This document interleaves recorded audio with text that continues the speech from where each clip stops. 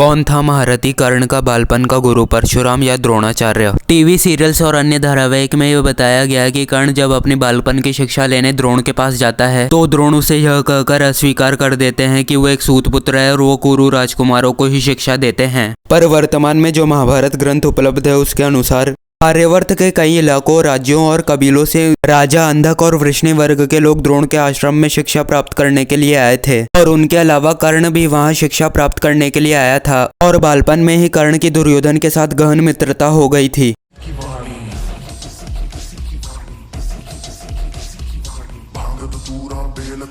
तीनों लोग इसी की सत्ता, स्पीकर भी अडिग अमर है, महादेव हर हर है जत्ता।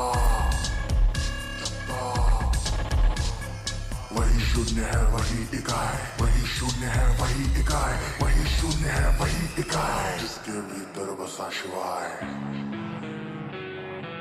इसके अलावा महाभारत के शांति पर्व में भी एक रेफरेंस मिलता है कि जब कर्ण द्रोण से ब्रह्मास्त्र की संपूर्ण शिक्षा लेने के लिए अनुरोध करता है तब द्रोण उसे यह कहकर मना कर देते हैं कि ब्रह्मास्त्र की शिक्षा बस क्षत्रियों और ब्राह्मणों द्वारा ली जा सकती है, उनके अतिरिक्त किसी और को नहीं दी जा सकती। अब कर्ण यह सुनकर गुरु दक्षिणा देकर द्रोण का आश्रम छोड़कर परशुराम जी के पास चला जाता है शिक्षा लेने के लिए। यहाँ भी बस एक ही बात की तरफ इशारा किया गया है कि कर्ण के बालपन के गुरु परशुराम जी से पहले द्रोणाचार्य थे। इसके अलावा महाभारत के कुंडलहरण पर्व में कर्ण अपने पिता सूर्यदेव से यह कहता है, आप मेरे शस्त्रों की शक्तियों को जानते ही होंगे जो मैंने द्रोणाचार्य और परशुराम जी से प्राप्त किए हैं। तो यहाँ भी बस इनडायरेक्टली इसी बात की तरफ इशारा किया गया है कि परशुराम जी के अलावा द्रोणाचार्य भी कर्ण के गुरु थे। बात अब घूम फिर के यही आ जाती है कि क्या ये सब सच है। तो देखो, हर सिक्के के दो पहलू होते हैं और कर्ण के जो निंदक हैं वो बस सिक्के का एक ही पहलू दिखाते हैं। मतलब ये जो पॉडकास्ट में बैठकर बढ़ चढ़कर बातें करते रहते हैं, इनका ये बस एक ही मोटिव होता है कि कर्ण को द्रोणाचार्य से शिक्षा मिली थी तो उसके साथ कोई डिस्क्रिमिनेशन नहीं हुआ था, क्योंकि महाभारत में कुछ ऐसे 2-3 क्रॉस रेफरेंस मिल जाते हैं जिनमें यह बताया कि कर्ण के एक गुरु द्रोणाचार्य भी थे। अब दिल थाम के बैठ जाना, क्योंकि मैं अब सिक्के के दूसरे पहलू को उजागर करने वाला हूँ। जब पांडव और कौरव भाइयों की गुरुकुल शिक्षा समाप्त हो जाती है तब भीष्म, द्रोण और कृपाचार्य धृतराष्ट्र से अनुरोध करते हैं कि वह कुरु कुमारों की शस्त्र विद्या प्रदर्शन प्रजा के सामने करवाए रंगभूमि में। धृतराष्ट्र की आज्ञा से रंगभूमि का आयोजन हुआ और समस्त कौरव पांडव भाइयों ने अर्जुन समेत अपनी विद्या का प्रदर्शन किया। अंत में कर्ण ने रंगभूमि में प्रवेश किया जब द्रोणाचार्य अर्जुन के विषय में बढ़ चढ़कर बातें कर रहे थे। कर्ण को रंगभूमि में देखकर समस्त लोग जो भी वहां पर उपस्थित थे वो आश्चर्यचकित हो गए और एक दूसरे को देखकर पूछने लगे कि यह कौन है। दुर्योधन और उसके भाइयों ने कर्ण के कौशल को देखकर उसकी प्रशंसा की और सम्मान और सत्कार किया। कर्ण ने दुर्योधन के प्रस्ताव को स्वीकार कर उससे अनंत मित्रता का वचन लिया। कृपाचार्य ने कर्ण से अर्जुन के साथ प्रतिस्पर्धा करने से पहले उसके कुल और जन्म के विषय में पूछा और कहा, यह ज्ञात होने के बाद ही अर्जुन तुमसे प्रतिस्पर्धा करेगा। अब इस पूरे घटनाक्रम में पहला पॉइंट यही है कि अगर कर्ण दुर्योधन का बालपन का मित्र था तो कर्ण ने उससे अनंत मित्रता का वचन क्यों मांगा। अगर वो बालपन से ही घनिष्ठ मित्र थे तो रंगभूमि में ऐसे क्यों मिले जैसे वो पहली बार ही एक दूसरे से मिल रहे हैं। और जब कर्ण ने रंगभूमि में प्रवेश किया तब जो द्रोण अर्जुन के विषय में बढ़ चढ़ के बातें कर रहे थे उन्होंने कर्ण को क्यों नहीं पहचाना।